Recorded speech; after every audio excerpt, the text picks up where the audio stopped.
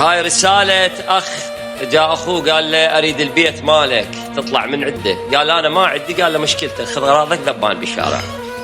فلسان حاله يعاتب الزمن ويعاتب أخوه. قلت بحليب أخوان مو دم بالحلوق،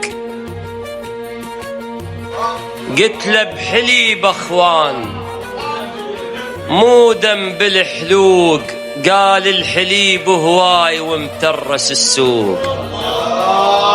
قال اطلع من البيت بس قلت له حالي مو مال اظل بيجار انا وجهالي. رمى غريضات وغراضه له نياب،